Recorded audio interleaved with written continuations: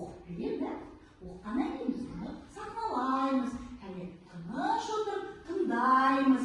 Сосын сахналауда сендерге оңайға түседі. Ерте заманда бір шал мен кемпір өмір сүріпті. Бір күні шал кемпіріне: «Маған бауырсақ пісіріп берші» дейді. «Неден пісіремін? Көп болды, үйде ұн жоқ». «Әй кемпір-ай, сенің қамбаны сыпырып, қуыс мүйісін қырнап, осылайша қалған құтқан ұнды жина» дейді. Кемпір шалдың айтқанын істейді. Қамбаны сыпырып, қуыс мүйісті қырнап, әзер дегенде бір қуыс ұн жинайды.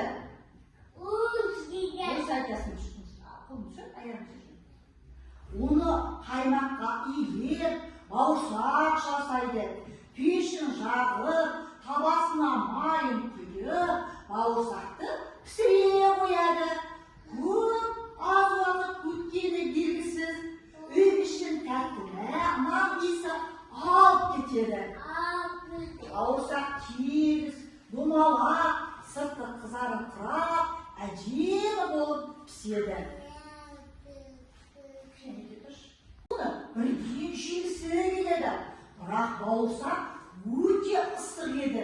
Кемпір бауырсақты суытуға терезе алдына қойып қояды.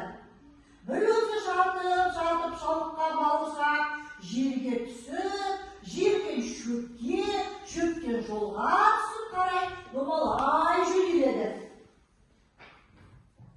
Бауырсақ домалай отырып, көк майсалы жерлерден, кең далалы егістіктерден өтеді. Осылай домалаған күйі қалың қараңғы орманға келіп тіреледі. Орманда оған қоян кездеседі. Қоян айтады: балалар: «Бауырсақ, бауырсақ, мен сені жеймін» дейді. Бауырсақ оған былай жауап береді: «Мен әжемнен қаштым, мен атамнан қаштым, мен сенен де қашып кетемін» деп қояна қашып кетеді. Осылайша бауырсақ әрі қарай жөнеледі. Қоян оны дұрыс қарап, үлгере алмай қалады. Көрдіңдер ме балалар? Қояннан қашып кетеді екен. Көрдіңдер ме? Қояннан қашып кетеді. Балалар, бүгінгі біздің оқу қызметіміз ертегі бауырсақ ертегісі. Балалар, сіздер бауырсақ ертегісін білесіздер ме? Бауырсақ ертегісін біледі екенсіңдер. Қазір мен сендерге бауырсақ ертегісін айтып беремін, оқып беремін. Содан кейін біздер оны сондаймыз. Түсіндіңдер ме? Отырайық бәріміз. Отырайық. Отырайық. Деймін, аяқ қолымыз сынаймыз, отырамыз. Жалаң аяқ жол менен домалап келе жатса, оның алдынан қасқыр шыға келеді. «Бауырсақ, бауырсақ, мен сені жеймін» дейді. Қасқыр: «Сен мені жеме, одан да мені тыңда. Мен атамнан, әжемнен қаштым, мен қояннан кеткен бауырсақпын. Мен қасқыр, сенен де кетемін» дейді. Осылай бауырсақ әрі қарай домалай жөнеледі. Көрдіңдер ме балалар? Қасқырдан да қашып кетеді екен қоянды. Бауырсақ орман ішінде домалап келе жатса, оған аю қарсы шығады. «Бауырсақ, бауырсақ, мен сені жеймін» дейді. «Жоқ, аю, сен мені жеме, одан да мені тыңда. Мен атамнан қаштым, мен әжемнен қаштым, мен қояннан қаштым, мен қасқырдан да қаштым. Қашқан бауырсақпын, аю, сенен де мен қашып кетемін» деп осылай бауырсақ әрі қарай домалай жөнеледі. Бауырсақ кімнен қашып кетеді? Аюдан.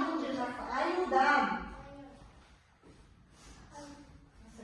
Домалап келе жатып, алдынан түлкі шығады. «Бауырсақ, бауырсақ, бауырсақ, мен сені жеймін».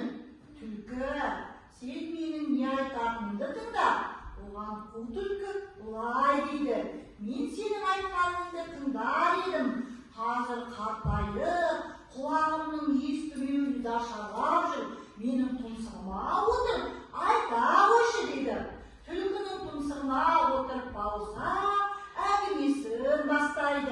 мен әжемнен қаштым, мен атамнан қаштым, мен қояннан қаштым, мен қасқырдан қаштым, мен аюдан қаштым деп бауырсақ қашқысы келіп жатқанда түлкі оны қап деп жеп қояды.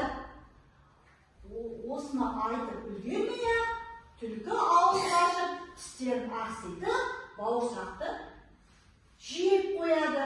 Осымен ертегі аяқталады. Ертегі бауырсақ қаншама қолын десе де қу түлкіден қаша алмай қалды балалар. Ертегі ұнады ма? Енді біз бауырсақ ертегісін қазір сахналаймыз.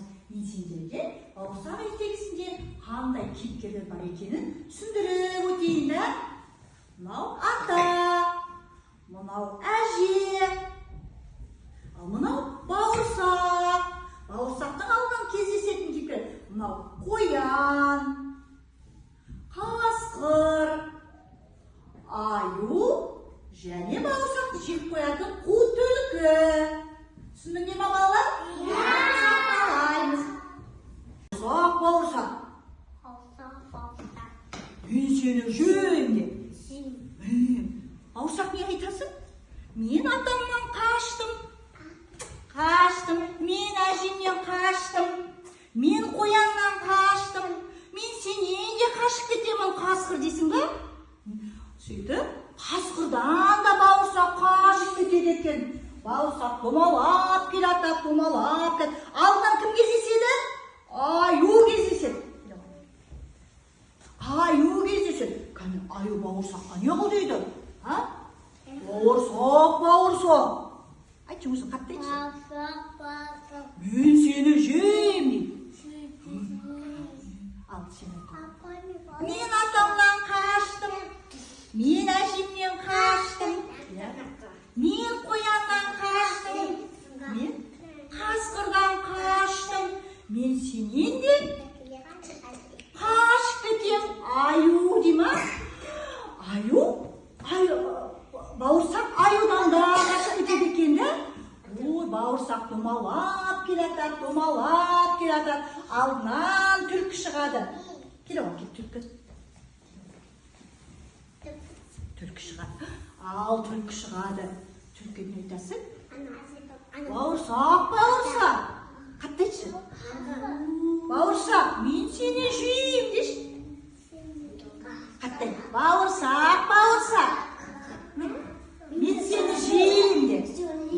Ал бауырсақ не айтады? Мен атамнан қаштым. Мен қояннан.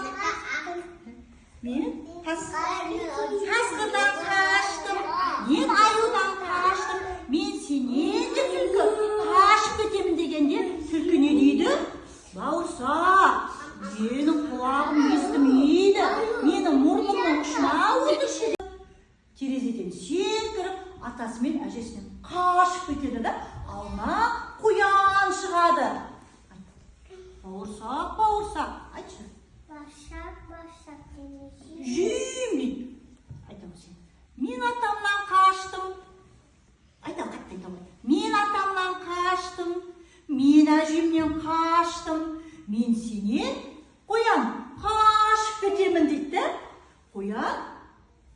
Қояннан бауырсақ қашып кетеді да. Бауырсақ домалап келеді. Алдына кім шығады?